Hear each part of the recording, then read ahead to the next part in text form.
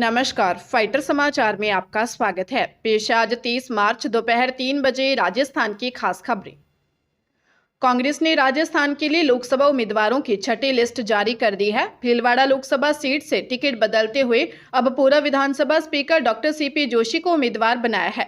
वहीं भीलवाड़ा से पहले के उम्मीदवार दामोदर गुर्जर को राजसमंद शिफ्ट किया है। 2 दिन पहले ही राजसमंद से कांग्रेस उम्मीदवार सुदर्शन सिंह रावत ने टिकट लौटा दिया था। कांग्रेस ने इंडिया गठबंधन के तहत सीकर सीट सीपीएम और नागौर सीट हनुमान बेनीवाल की आरएलपी के लिए गठबंधन में छोड़ी है। कांग्रेस राजस्थान की 25 में से 22 सीटों पर अपने उम्मीदवार उतार चुकी है।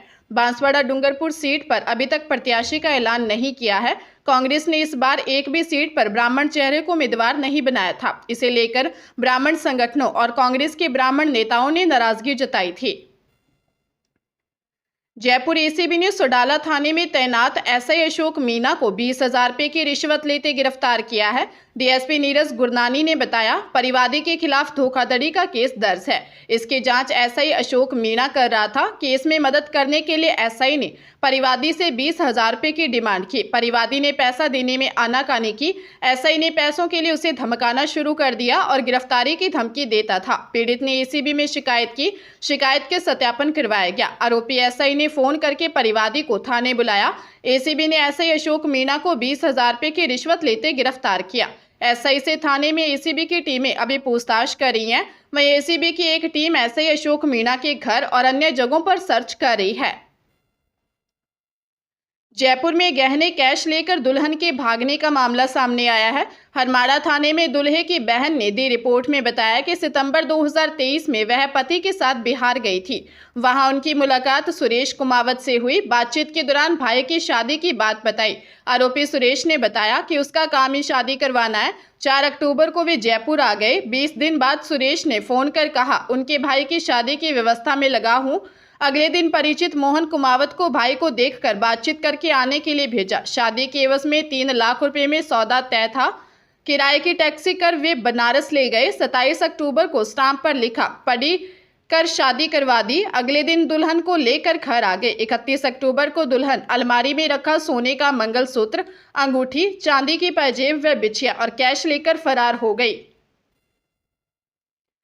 हरियाणा के बहादुरगढ़ में रोहतक दिल्ली रोड स्थित एक कॉम्प्लेक्स में चल रहे स्पा सेंटर में देह व्यापार की सूचना पर पुलिस ने छापेमारी की। इस दौरान स्पा सेंटर से महिला मैनेजर सहित 4 लड़कियों को मौके से पकड़ा गया है। उनके खिलाफ सिटी थाना में केस भी दर्ज कर लिया है। दरअसल झज्जर कमिश्नरेट पुलिस को सूचना मिली थी कि बहादुरगढ़ में रोहतक दिल्ली रोड पर पुराने बस स्टैंड के नजदीक एक कॉम्प्लेक्स में स्पर्श लग्जरी स्पा एंड सैलून है।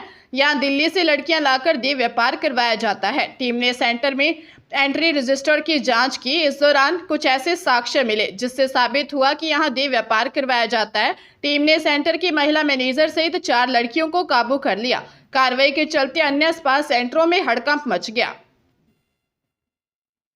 आचार संहिता के कारण कर्मचारी चयन बोर्ड की संगणक, सूचना सहायक, एएनएम, जीएनएम और कनिष्ठ लेखाकार सहित 7 भर्तियों के फिलहाल परिणाम अटक गए हैं। इनमें करीब 17,271 पद है। इनका परिणाम जारी करने को बोर्ड को सूचना आयोग की अनुमति का इंतजार है।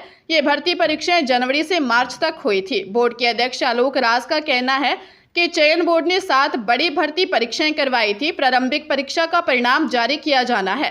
सरकार से आग्रह किया गया है कि चुनाव आयोग से अनुमति ली जाए। सूचना सहायक भर्ती 21 जनवरी को, एएनएम और जीएनएम भर्ती 3 फरवरी, कृषि पर्यवेक्षक 4 फरवरी, कनिष्ठ लेखाकार और तहसील राजस्व लेखाकार 11 फरवरी, संगणक भर्ती 3 मार्च, सीएचओ भर्ती 3 मार्च को हुई थी। प्रदेश में एक बार फिर पश्चिमी विक्षोभ सक्रिय है। मौसम विभाग के अनुसार कोटा में 41.5, अंता में 40.9 और करौली में 40.2 डिग्री सेल्सियस रिकॉर्ड हुआ। वहीं संगरिया में 32, श्रीगंगानगर 35 और चूरू में अधिकतम तापमान 35.5 डिग्री पर आ गया। मौसम विभाग ने 24 घंटे तक विक्षोभ के सक्रिय रहने और 10 जिलों में आंधी बारिश का अलर्ट जारी किया है। मौसम विभाग ने श्रीगंगानगर, हनुमानगढ़, चूरू, सीकर, करौली, धौलपुर, दौसा, भरतपुर, अलवर और जयपुर में 30 से 40 किलोमीटर प्रति घंटा की रफ्तार से तेज हवाएं चलने के साथ ओले बारिश का अलर्ट जारी किया है। फिलहाल ज्यादातर जगहों पर 35 से 40 डिग्री के आसपास तापमान है। बारिश के बाद तापमान लुढ़केगा। मौसम विभाग के अनुसार 4 अप्रैल तक दिन का पारा सामान्य से 2 से 4 डिग्री कम रहेगा। इससे गर्मी से राहत मिलेगी। केंद्रीय मंत्री और जोधपुर लोकसभा सीट से भाजपा प्रत्याशी गजेंद्र सिंह शेखावत ने कहा कि पहले तो शेरगढ़ विधायक बाबू सिंह राठौर और फिर मेरी मैडम वसुंधरा राजे से नहीं बनी, ऐसे में विकास के काम नहीं हो पाए। अब शेरगढ़ में कोई काम नहीं रुकेगा। बाबू सिंह की दी हुई एक एक लिस्ट पर काम होगा। शेखावत शेरगढ़ में रंगोत्सव कार्यक्रम में बोल रहे थे। शेखावत ने कहा, विधायक बाबू सिंह के पसीने की बूंद गिरेगी, वहां मेरी खून की बूंदें गिरेंगी। उन्होंने कहा, मैडम से उनके रिश्ते अच्छे नहीं थे। साल 2013 से 2018 तक डबल इंजन की सरकार थी। बाबू सिंह की मैडम से नहीं बनी, फिर मेरे से नहीं बनी, इसलिए काम नहीं हुए। इसके बाद कांग्रेस सरकार आ गई जिसने केंद्र के काम रोक दिए। अब सब ठीक है, अब राज अपना है। दिल्ली से लेकर जयपुर में अपना राज है। वादा करता हूं सारे काम होंगे और शेरगढ़ का विकास नहीं रुकेगा। टोंक जिले में बीजेपी के नवनियुक्त जिला अध्यक्ष अजीत सिंह मेहता के शपथ ग्रहण समारोह में कांग्रेस के 70 से ज्यादा नेताओं ने भाजपा की सदस्यता ग्रहण की।